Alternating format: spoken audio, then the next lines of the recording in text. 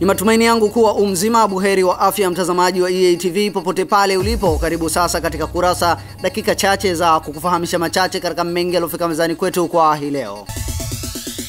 Jukwaa la Katiba nchini Tanzania limependekeza kufanyike kwa uchunguzi wa afya za wagombea wote wa nafasi mbalimbali za uongozi, ikiwemo wale wa nafasi ya urais. Mwenyekiti wa jukwaa hilo Bwana Deus Kibamba ametangaza pendekezo hilo ikiwa ni kama funzo kutokana na jinsi uchaguzi wa rais nchini Zambia ulivyofanyika kutokana na vifo vya mara kwa mara kwa viongozi wake, ambapo uchaguzi wa urais wa hivi karibuni ilibidi wagombea wote wa urais wapimwe afya zao. Mtu anayetaka kwenda Ikulu, afya yake ni swala la Watanzania wote.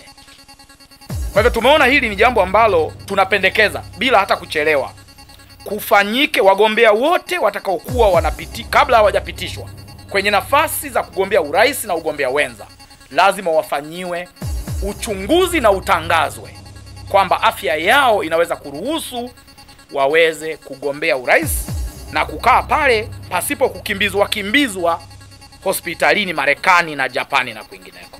Katika mabadiliko ya katiba yanayoendelea hivi sasa hapa kwetu, suala la afya za wagombea wa uongozi wa kitaifa wa juu kama Ikulu limekuwa ni suala kimya.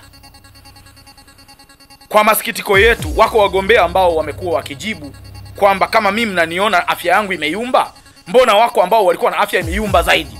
Mtu anajilinganisha na mgonjwa. Binadamu unatakiwa ujilinganishe na wazima, usijilinganishe na wagonjwa. Kwa sisi tunatoa pendekezo la kwanza, tunaomba mlichukue. Wagombea wote, jukwaa la katiba linataka wagombea wote wa ngazi nyeti kama urais, rais na mgombea mwenza. Maana yake mgombea mwenza ni rais mtarajiwa.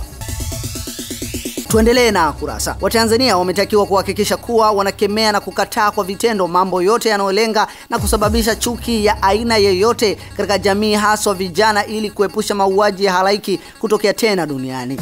Hayo yameelezwa leo jijini Dar es Salaam na afisa habari wa Umoja wa Mataifa nchini Tanzania Bi Stella Vuzo wakati wa maadhimisho ya kumbukumbu ya miaka 27 ya mauaji ya halaiki kwa Wayahudi yaliyofanywa na chama cha Nazi nchini Ujerumani miaka ya 1940 na kuua zaidi ya watu milioni 1. Watu wote kuanzia vijana, hasa vijana, wasihamasike kufanya vitu ambavyo sivyo. Yaani watambue kabisa tuna historia kama binadamu. Tunaishi maisha yetu sasa hivi na tuna sehemu ambayo tunaenda ambayo ni kurefu zaidi. Watoto wetu wanaokuja wanatakiwa waenjoy hii amani ambayo tunayo sasa hivi. Tusikubali kabisa kitu kikaingilia kati kikatufanya sisi na sisi tukawa tunasomwa kwenye historia. Tujifunze kweli kweli.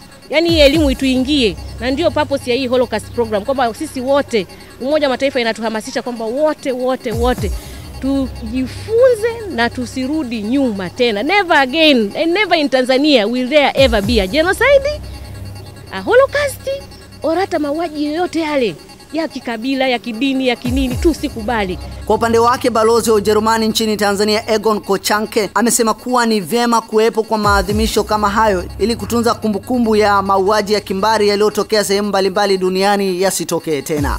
Of the Holocaust Day, a decision by the United Nations General Assembly. So as a good member state of the UN family, Tanzania is participating, and I appreciate what the UN information team is doing here, that they have invited me, that they have invited German diplomats already in the years before to speak to students, because this should be part of an international history curriculum. So this is something the world should know, and we should all be able to prevent things to happen again. Tumalizie kurasa kwa hili. Wakazi wa jijini Dar es Salaam wanaotumia barabara ya Chato Mikocheni A jijini Dar es Salaam wameeleza kushuhudia ajali nyingi zinazochangiwa na uwepo wa shimo kubwa lililopo barabarani kwenye kona ya makutano ya barabara ya Chato na Al-Hassan Mwinyi, mtaa wa Mikocheni A. Wakiongea leo jijini Dar es Salaam, wakazi hao wamesema kuwa shimo hilo lisipozibwa mapema litasababisha ajali kubwa zaidi kwa watumiaji wa barabara hiyo na kuhatarisha uhai wa binadamu na hasara kwa wamiliki wa vyombo vya usafiri. Na tumeshainua gari hapa. Hapa sasa hivi tumeshainua gari na tumeliondoa hapa. Hapa kashachukuliwa mtu shilingi 10,000 yake kwa kuinua gari na kulitoa liondoke zake. Wakati huko anakaa viongozi wakubwa, serikali ya mitaa iko mbele pale, haiko mbali container. Kwa nini wasije wakaangalia hili swala na kulifanyia kazi mapema? Tumekufungulia na kukufungia kurasa kwa hayo machache katika yale mengi yaliyofika mezani kwetu kwa hii leo. Kesho je, kuna ni? Tafadhali usikose kuangalia dakika chache za kurasa. Alafu tuandikie maoni yako kupitia barua pepe yetu ambayo ni kurasa@eatv.tv. Kwa niaba ya wote walioshiriki kukuletea kurasa, mimi ni Laltaika, Noah Laltaika. Kurasa.